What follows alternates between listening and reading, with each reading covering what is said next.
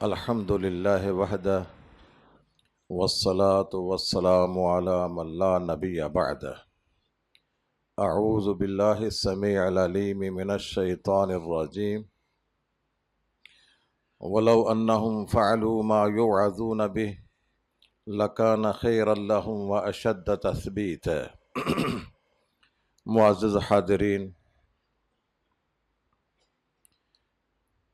انسان بنیادی طور پر کمزور پیدا ہوا ہے، پست ہمت پیدا ہوا ہے۔ انسان دنیا میں آنے کے بعد مختلف قسم کی پریشانیوں میں اور ٹینشنوں میں گھر جاتا ہے۔ یہ پریشانیاں انسان کے ایمان پر اثر انداز ہوتی ہیں، اس کے قدم ڈگمگا جاتے ہیں۔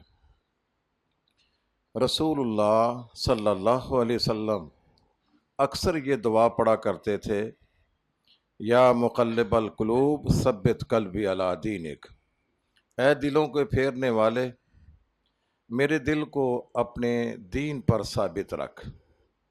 یا مصرف القلوب صرف قلبی الی طاعتک، اے دلوں کو پھیرنے والے، میرے دل کو اپنی اطاعت، اپنی فرمانبرداری کی طرف موڑ دے۔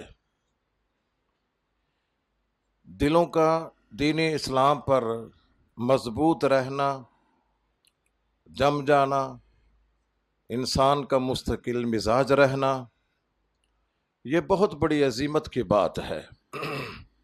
رسول اللہ صلی اللہ علیہ وسلم نے انسان کے دل کی کیفیت اس طرح بیان فرمائی ہے، جس طرح چٹیل میدان میں کسی پرندے کا پر بڑا ہوتا ہے، پر بڑا ہلکا پھلکا، اور چٹیل میدان میں اگر پر پڑا ہوا ہو تو میدان میں ہوائیں آتی ہیں، آندھیاں آتی ہیں، اس پر کو دائیں بائیں پھیر دیتی ہیں۔ وہ ان ہواؤں کی تاب نہ لا کر کبھی دائیں جانب پھر جاتا ہے، کبھی بائیں جانب پھر جاتا ہے۔ فرمایا کہ دل بھی اسی طرح ہے کہ انسان پریشانیوں میں گھر کر یہ مضبوط نہیں رہتا ہے، پھرتا رہتا ہے، جو اس کے ایمان کے کمزور ہونے کی علامت ہے۔ ہم میں سے ہر ایک کی یہ کیفیت ہوتی ہے۔ ہم اپنے گھروں میں کئی قسم کی پریشانیوں سے دوچار ہوتے ہیں۔ کوئی اپنی اولاد کے ہاتھوں پریشان ہے، کوئی اپنے کاروبار کے ہاتھوں پریشان ہے، کوئی اپنی صحت و عافیت کے ہاتھوں پریشان ہے، کوئی معاشرتی طور پر پریشان ہے، ایک دوست و احباب کی طرف سے پریشان ہے۔ یہ پریشانیاں انسان کے ایمان پر اثر انداز ہوتی ہیں۔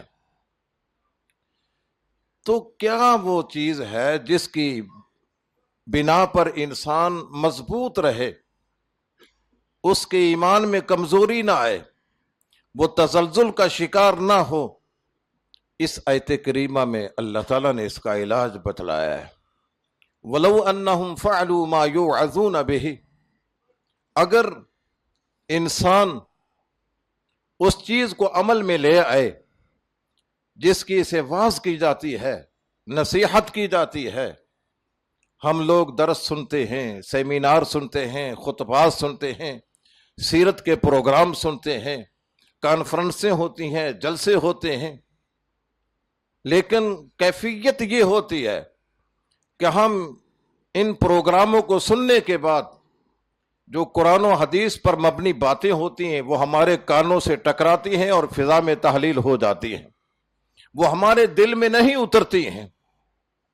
اللہ فرماتے ہیں اگر ان باتوں کو دل میں اتار لیا جائے، انہیں زندگی کا حصہ بنا لیا جائے، ان پر عمل کر لیا جائے، وَلَوْ أَنَّهُمْ فَعَلُوا مَا يُوعَظُونَ بِهِ، اگر یہ لوگ اس بات پر عمل پیرا ہو جائیں جس کی واعظ کی جاتی ہے، نصیحت کی جاتی ہے، لَكَانَ خَيْرًا لَهُمْ، تو ان کے لیے یہ بہتر ہوگا، وَأَشَدَّ تَثْبِيتًا، اور ان کے ثابت قدم رہنے کے لیے بہت ہی کارگر نسخہ ہے کہ انسان جو بات سنتا ہے اگر وہ صحیح ہے اس کے دل کو ٹھک جاتی ہے تو اسے عمل میں لانے کی کوشش کرے۔ قرآن مجید میں دوسری جگہ پہ فرمایا بشر عباد، میرے بندوں کو بشارت دیجئے، خوشخبری سنا دیجئے، الذین یستمعون القول فیتبعون احسنہ، جو بات کو سنتے نہیں بلکہ غور سے سنتے ہیں، انہماک توجہ سے سنتے ہیں، دل کی گہرائی سے سنتے ہیں، فیتبعون احسنہ، پھر جو اچھی بات ہوتی ہے دل کو لگ جاتی ہے، قرآن اور حدیث پر مبنی ہوتی ہے، اس کی اتباع کرتے ہیں، اسے زندگی کا حصہ بنا لیتے ہیں۔ تو فرمایا اولئک الذین ھداھم اللہ، اللہ کے ہاں یہ ہدایت یافتہ لوگ ہیں، واولئک ھم اولو الالباب، اور اللہ کے ہاں یہ عقل مند، زیرک، دانا، صاحب بصیرت ہیں۔ تو اگر ہم عقل مند بننا چاہتے ہیں، اللہ کے ہاں زیرک، دانا، صاحب بصیرت بننا چاہتے ہیں، تو ضروری ہے کہ ہم جو بات سنیں جو قرآن و حدیث پر مبنی ہو، جو اللہ کی بات ہو، اس کے پیغمبر کی بات ہو، پھر ہم اس پر عمل کریں۔ یہ سننے کا فائدہ تو تب ہے کہ ہم ان پر عمل کر لیں۔ جب ہم اس پر عمل کریں گے تو اللہ ہمارے قدموں کو ثابت کر دے گا۔ قرآن مجید میں دوسری جگہ پہ فرمایا کہ لا تتخذوا ایمانکم دخلا بینکم فتزل قدم بعد ثبوتها، تم اپنے معاملات وہ اپنے دنیاوی مفادات کا ذریعہ نہ بناؤ، فساد کا ذریعہ نہ بناؤ۔ اگر تم ایسا کرو گے نتیجہ کیا نکلے گا؟ فتزل قدم بعد ثبوتها، تمہارے قدم ثابت ہونے کے بعد پھسل جائیں گے۔